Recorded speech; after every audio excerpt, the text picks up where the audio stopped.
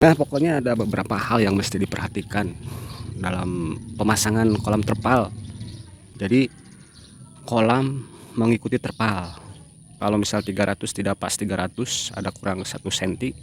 Kemudian tinggi kalau misal 50 cm, ada kurang sekitar 2 cm juga. Dan saya kira ini bagi pemula bisa menjadi pembelajaran, pengetahuan yang ditemui pas begitu saya melaksanakan. Saya langsung kasih ke teman-teman. Oke.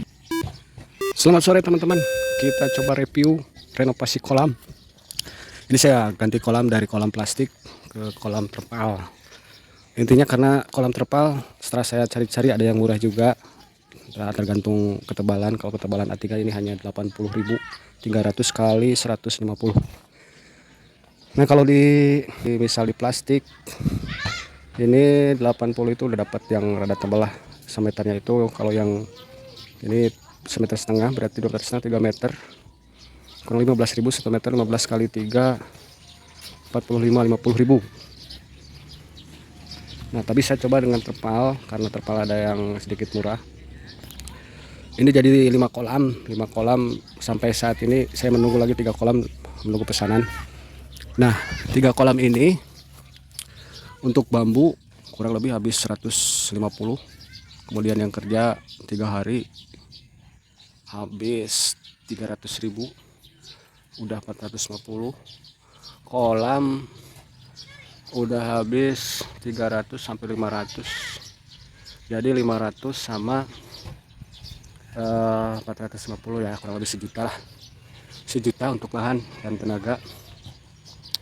Terus belum lagi ini saya belum beli pembuangan dan kayaknya gak mungkin dibuat pembuangan karena jadi di sini itu ada speed tank.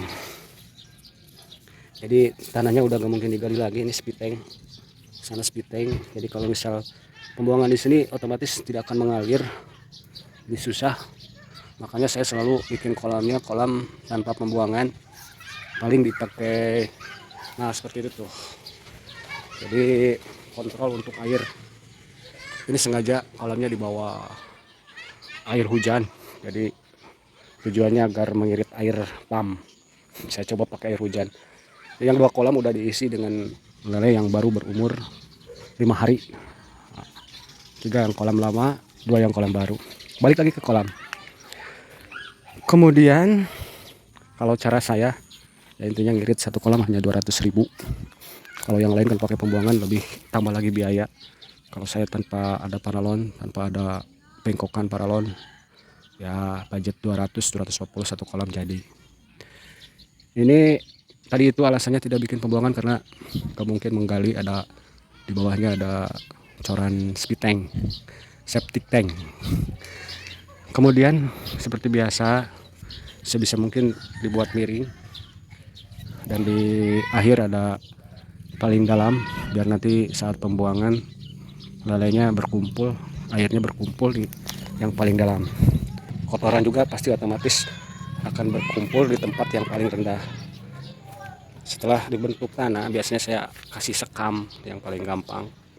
Kenapa pakai sekam? Satu untuk menjaga agar batu-batu runcing dapat bertahan gitulah.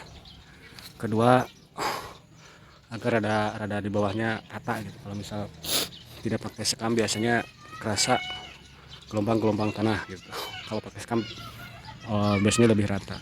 Nah, setelah sekam sebaiknya dikasih alas, bisa plastik, bisa bekas karung, bisa apa aja. Kalau saya ini bekas kolam plastik. Baru nanti ditimpa sama kolamnya, jadi di bawah tidak langsung. Nah, ini alas paling bawah, di bawah tidak langsung kena dengan sekam. Nah, kalau misal kena langsung sekam, pengalaman saya biasanya ada rumput taki bisa menembus kolam.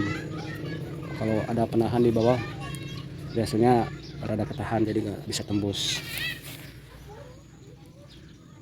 Nah, kemudian kekuatannya kita lihat. Nah, sebaiknya bisa mengikuti kontur tanah. Kalau direkan-rekan bisa mau kasih pembuangan dan ada teknik beberapa pembuangan, ada teknik dengan langsung membuat pembuangan. Sebenarnya lebih enak pembuangan, tapi karena saya tidak memungkinkan ya gimana lagi, saya biasa pakai mesin pompa. Mesin pompanya nah itu di pojokan tuh yang biru, nah ini dia. Jadi itu mesin pompa, mesin sedot. Saya punya 3, jadi kalau mengeringkan kolam tidak butuh waktu lama.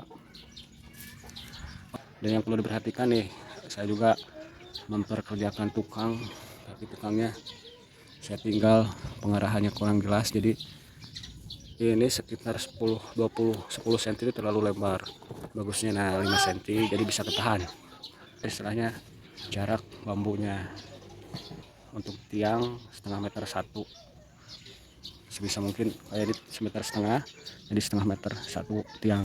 Sebelah sana 3 meter, jadi 6 tiang itu, jadi setengah meter satu tiang, untuk menjaga jangan sampai roboh. Sorean teman-teman, tapi saya tadi nggak di video pas pemasangan. Ini udah terpasang tuh 2 lagi, tadi cuma 2, sekarang jadi 4.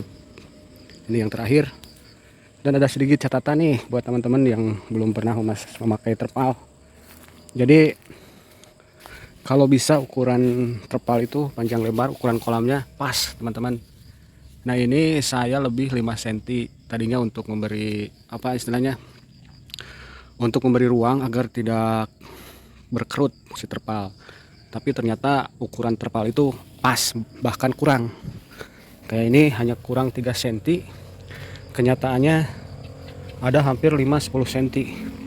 Jadi kalau bisa misal bikin ukuran kolam sebaiknya pas, misal lebar 3 meter pas 3 meter, kalau bisa kurang 1 cm. Jadi untuk biar pas kolamnya gitu. Akhirnya hampir selesai. Ini udah di pagi hari, kita lanjut lagi. Nah pokoknya ada beberapa hal yang mesti diperhatikan dalam pemasangan kolam terpal. Setelah selesai ternyata ada beberapa hal yang perlu diperhatikan sebelum memasang, karena terpal itu ukurannya udah jadi kolam mengikuti terpal, seharusnya seperti itu. Beda dengan plastik, kalau plastik bisa mengikuti kolam. Nah salah satunya yang perlu diperhatikan yaitu ukuran. Jadi ukuran lebar, panjang. Ternyata terpal itu kalau misal 300 tidak pas 300, ada kurang 1 cm.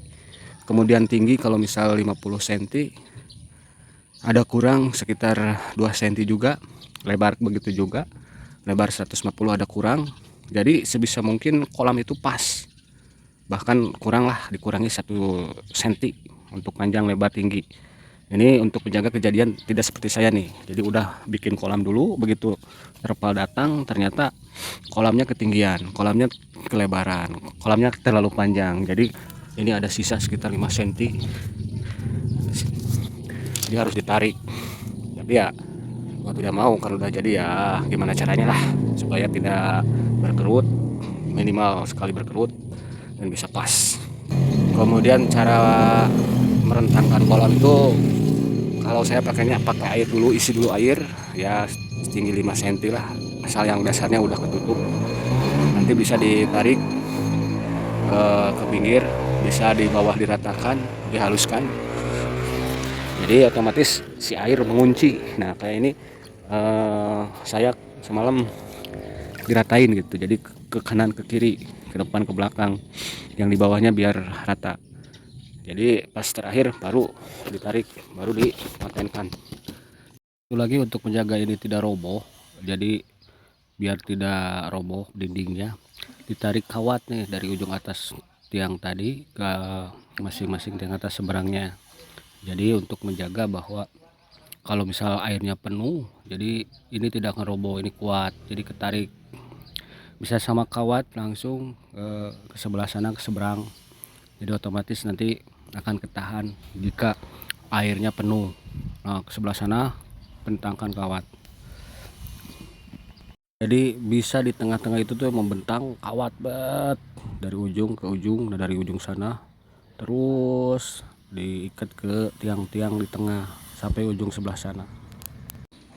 Cara udah dari awal saya bahas, dari mulai persiapan tanahnya, terus alas, terus sekam, terus alas. Sekam dulu baru alas. terus kemiringan, terus kalau misal pembuangan itu masing-masing sebaiknya yang paling baiknya dipakai pembuangan. Jadi kalau misal air udah kotor, nah seperti ini air masih bening tapi di tempat yang paling dalam udah hitam, otomatis sebenarnya bisa dibuang kotorannya dengan ada pembuangan. Kalau saya misalnya udah parah paling disedot langsung dari sini. Nah, karena itu tadi saya tidak memungkinkan untuk membuat pembuangan karena di bawahnya ini ada coran septic tank. Kalau dibawa jauh biayanya lebih mahal lagi. Mungkin itu aja yang bisa saya sampaikan. Terima kasih yang sudah menonton. Jangan lupa di subscribe. Kita mau berbagi apa aja, yang penting semoga aja bermanfaat. Dan saya kira ini bagi pemula bisa menjadi pembelajaran, pengetahuan yang ditemui pas begitu saya melaksanakan, saya langsung kasih ke teman-teman. Oke, sampai jumpa lagi, semoga bermanfaat.